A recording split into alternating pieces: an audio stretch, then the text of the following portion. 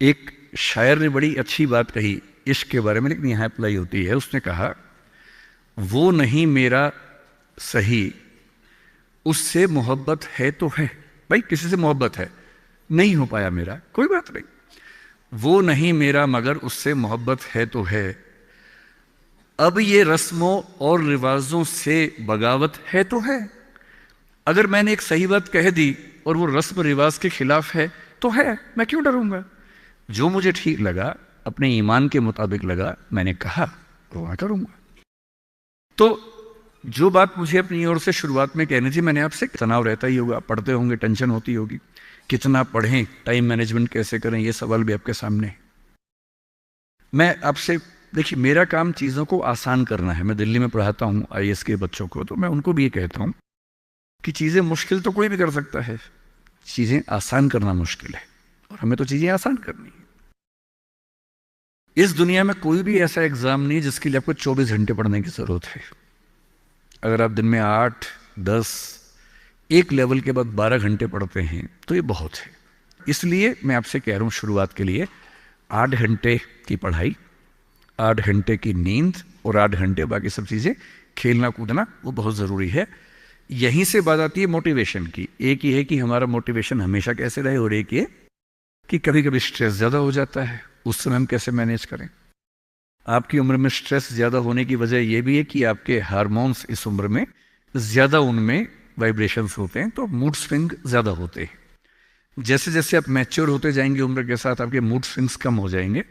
जैसे आपके पेरेंट्स हैं, आप देखेंगे, स्पेशली फादर को आप देखेंगे, आपके फादर आमतौर पर इमोशनल बातों से बहुत प्रभावित नहीं होते होंगे। जैसे आप कहेंगे, पापा आज मेरी फ्रेंड ने मुझे छोड़ दिया, पापा कहेंगे कोई बात नहीं।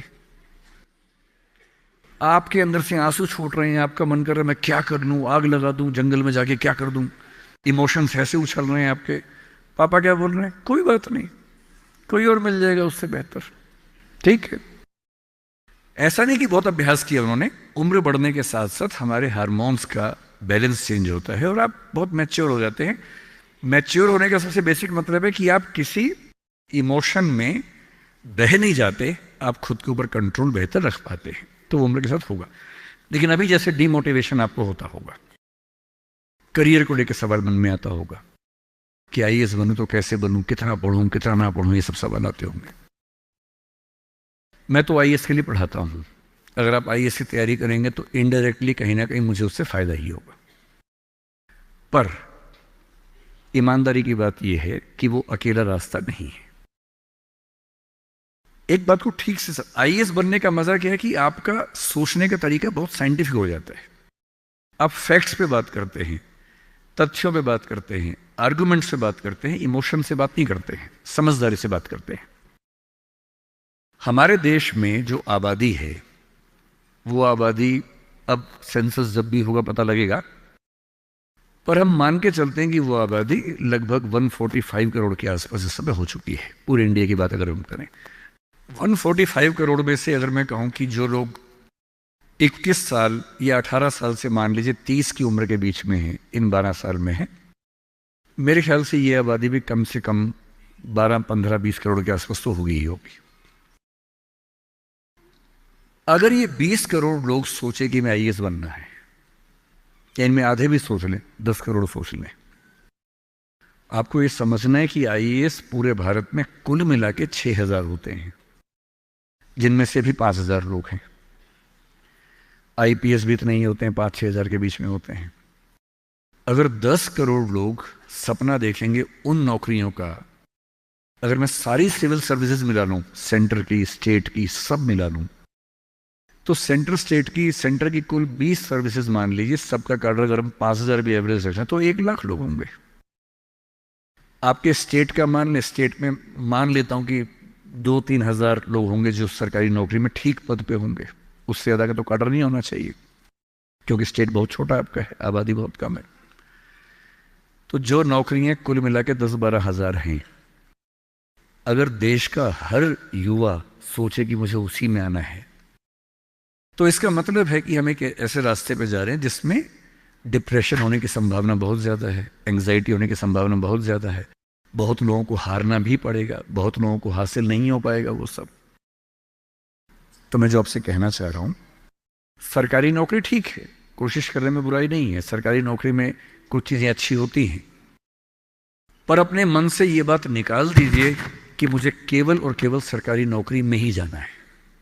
दुनिया में तमाम रास्ते हैं और मैं कुछ रास्ते आपको हिंट करता हूं इस चीज का। जैसे मैं खुद एक एग्जांपल हूं, मैं सरकारी नौकरी में रहा, मैं दिल्ली यूनिवर्सिटी में लेक्चरर था, पहले असिस्टेंट प्रोफेसर था, 2 कॉलेजेस में पढ़ाया मैंने वहां। फिर आईएएस का एग्जाम दिया, सिलेक्ट हो गया, उसमें 6-7 महीने वहां नौकरी की, फिर वो भी छोड़ा। अब मैं अपना काम करता हूं, सेल्फ एम्प्लॉयड हूं। और मैं ईमानदारी से आपसे कह रहा हूं, आप जब भी कोई फैसला करेंगे अपने बारे में, कभी ना कभी आपको फील होगा, बेशक 1 सेकंड के लिए, कि आपने गलत किया। कोई भी फैसला हो, आप स्पाउस सिलेक्शन करेंगे अपने लिए, कितना भी सोच के कर लें, जीवन में कभी ना कभी लगेगा गलती हुई, अक्सर लगेगा ठीक किया, कभी कभी लगेगा गलत किया। और ऐसा नहीं कि आपने एक्स के बदले वाई किया होता तो नहीं लगता, तो भी लगता। दिक्कत ये नहीं है कि मैं एक्स को चुनूं या वाई को चुनूं, आप जिसको भी चुनेंगे पूरा पैकेज साथ में आता है, अच्छी चीजें भी खराब चीजें भी। जो अच्छा आएगा उस पर आपका ध्यान नहीं जाएगा, क्योंकि वो तो फॉर ग्रांटेड है।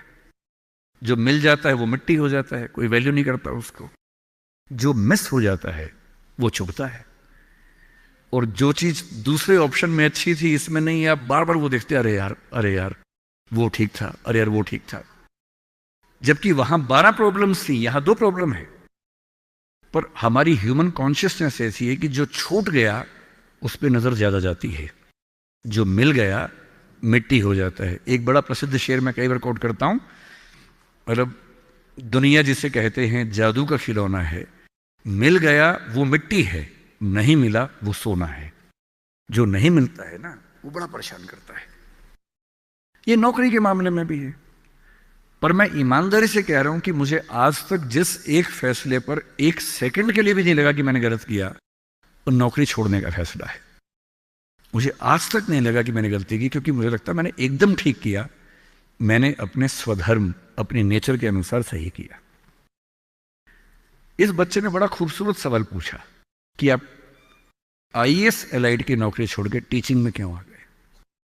मैं इस सवाल में दूसरा सवाल जोड़ देता हूं।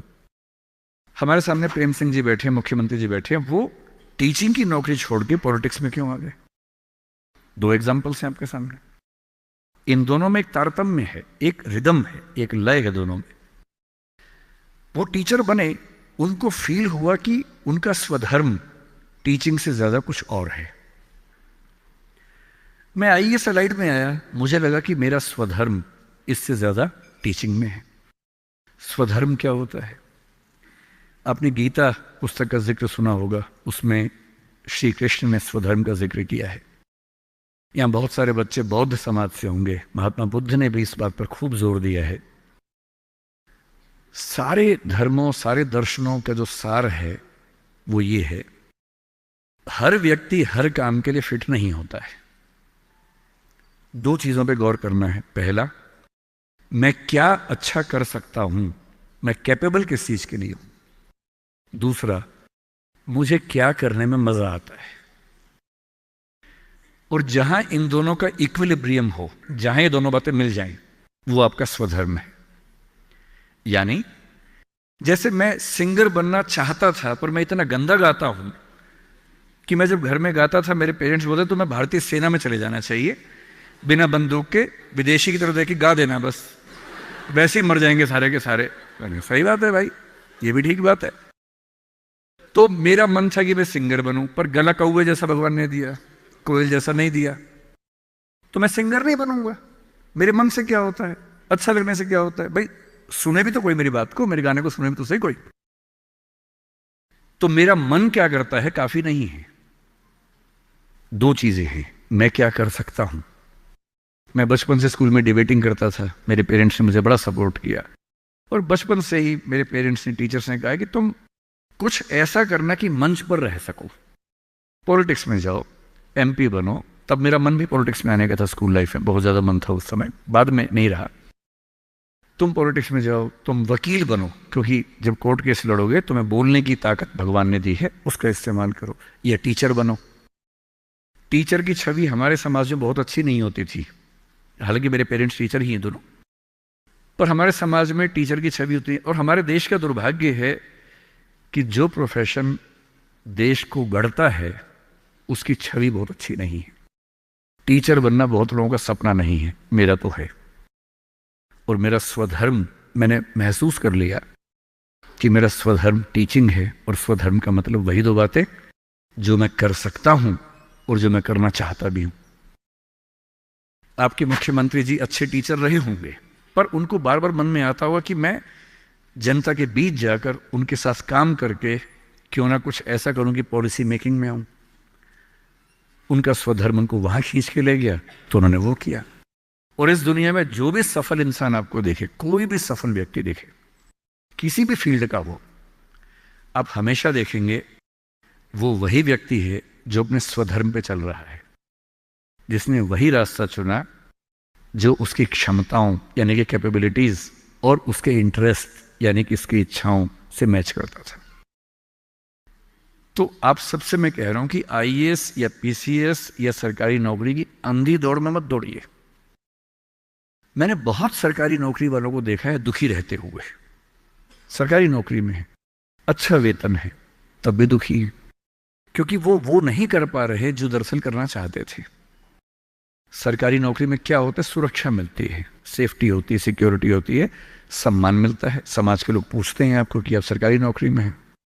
गस्टेड ऑफिसर होंगे तो स्टैंप लगा के साइन करने की ताकत आ जाती है। आप